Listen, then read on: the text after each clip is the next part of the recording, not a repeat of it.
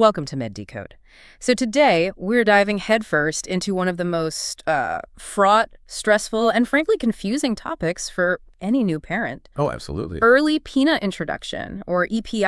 I mean, peanut allergy is the most common pediatric food allergy. It affects something like 2% of U.S. children. And that's a number we really want to see go down. Exactly. So if you are struggling with when and how to introduce peanuts, you are definitely not alone.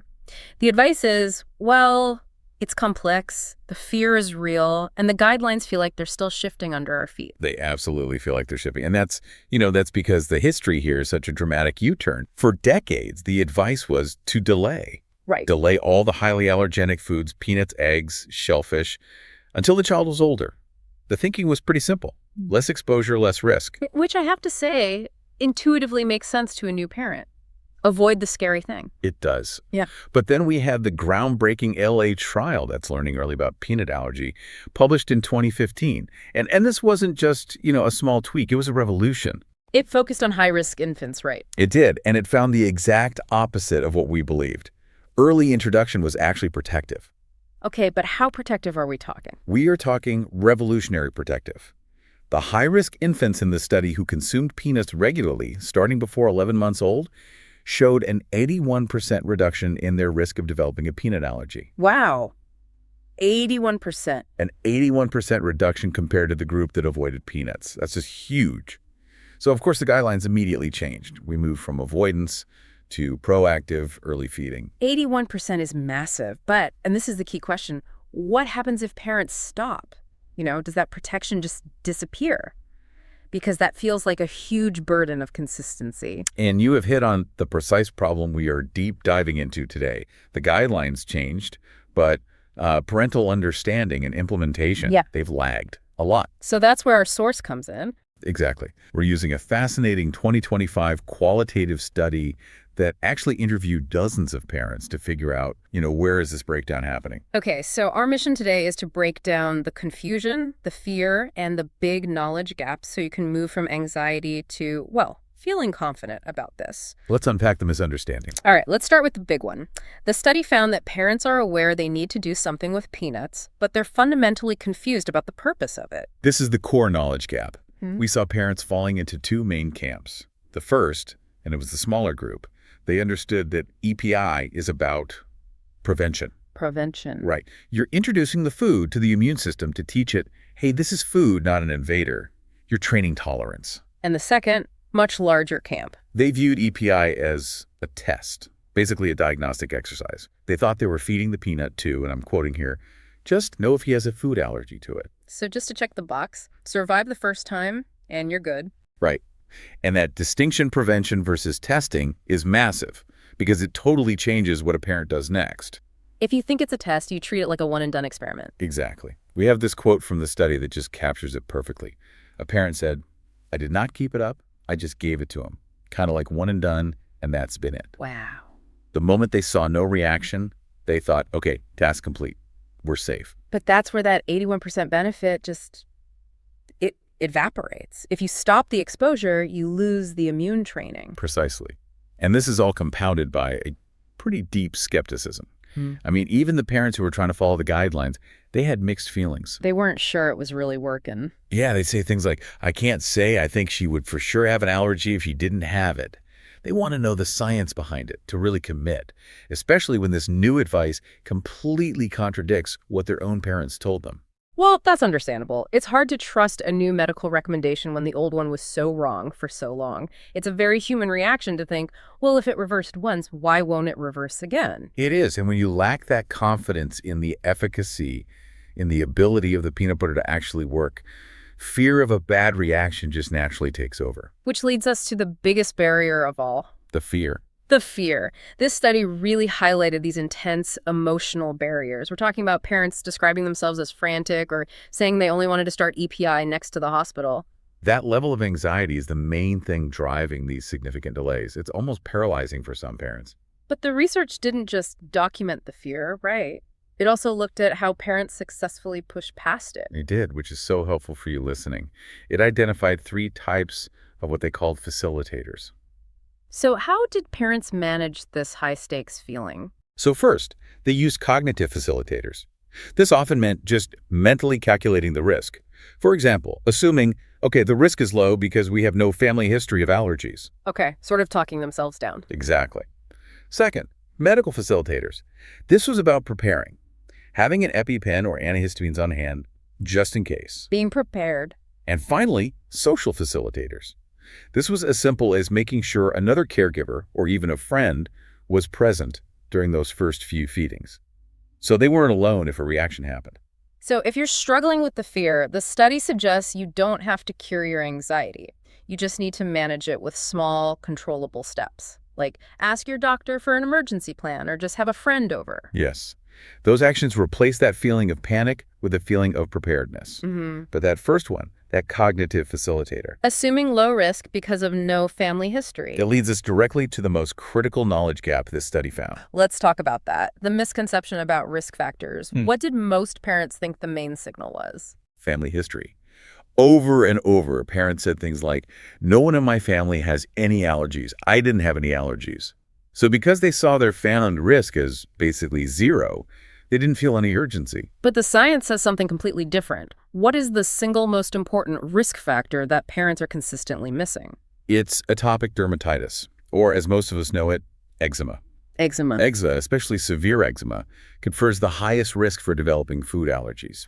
It's a bigger risk factor than a non-immediate family history. That is a staggering disconnect. It's incredible we focus so much on diet for years when the real key might actually be skin health. But why? Why is eczema such a major risk signal?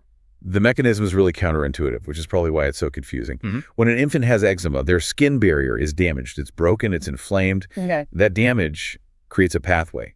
So food proteins, like from peanuts in the dust in your house, can get introduced to the body not through the mouth, but through the damaged skin. Oh, so the immune system is meeting the peanut through the back door, basically. Exactly. And when the protein enters through the skin, the immune system doesn't see it as food. It sees it as an environmental invader, and it mounts a defense. It sensitizes the body. And that sets up the allergy pathway for later. That's the theory. So if an infant has eczema, the urgency to both manage the skin barrier and start EPI early, we're talking 4 to 6 months, it just goes up dramatically. Wow. So for you listening, that is your critical checklist item. What is your infant's eczema status? Because that determines the timeline and the need to talk to your pediatrician immediately. It's the single most actionable piece of information that parents are overlooking. Okay. So we've established the why prevention and the when, which is urgency based on eczema. But the studies showed that even parents who were trying to do it right struggled with the practical how. Oh, the variability in practice was all over the map. The dose, the frequency. We saw parents giving amounts as small as, quote, a half of like the little dip on a spoon. Which is almost nothing. Next to nothing. Then you had others following really specific instructions like 2 tablespoons of peanut butter mixed with hot water.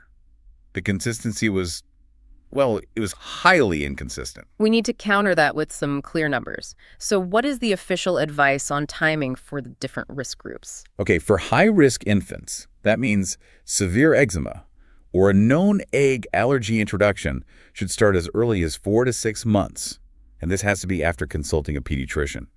They might even want to do allergy testing first. And for the vast majority of infants, the general low-risk group. For them, age-appropriate peanut-containing foods can be freely introduced around 6 months, right along with other solids. The key is once the baby has already started other foods successfully. Okay, now let's drill down on the hardest part. The maintenance, it's not a one-time test. What is the required dose and duration? The target is approximately 6 to 7 grams of peanut protein per week.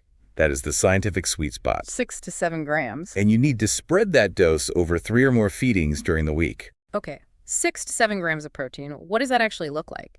Because a soup of peanut butter is mostly fat and carbs, not just protein. That's the tricky part. It often translates to about 2 teaspoons of smooth peanut butter or a specialized peanut powder mixed into something else. 3 times a week. 3 times a week.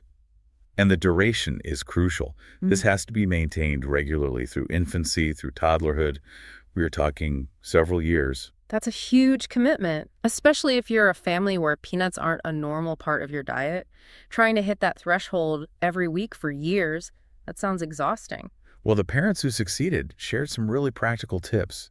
They said it became much easier when they normalized it. So it stopped being a medical task. And it became just a routine meal. For example, mixing peanut powder into the baby's morning yogurt, or using peanut puffs as a regular snack. It only becomes effortless when it's integrated into your daily flow. That brings us to our final crucial point. Who is the most trusted guide in this whole journey? In a world of, overwhelming online information, where did parents turn? The pediatrician. Overwhelmingly, parents would start online, but they always went back to their doctor for reassurance and confirmation. They trusted their pediatrician above all other sources. That trust is so powerful. Yeah. So what did this study conclude was the single greatest facilitator for getting EPI right? It wasn't just hearing the advice. It was the quality of the advice. The greatest facilitator was clear and directive guidance from the pediatrician. Specifics. Yes, parents who were given an actionable, specific plan, a handout, a dosing schedule, they were the ones who followed the guidelines correctly. So what this means for you, the listener, is if you're feeling confused or anxious, this study confirms your best move is to go to your pediatrician and ask for that specific guidance. Don't just ask, should I introduce peanuts? Right. Ask, based on my baby's eczema, what specific amount, in grams or teaspoons, how many times a week, and do you have a handout so I can track it? Turn that general awareness into a detailed, personalized checklist.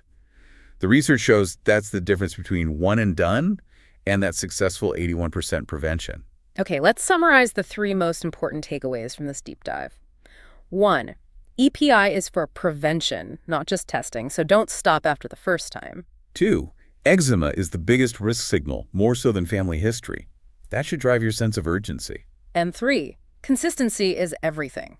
Aim for that 6 to 7 grams of peanut protein per week, maintained for years by making it a normal part of your routine. And that leads us to a final thought for you to chew on.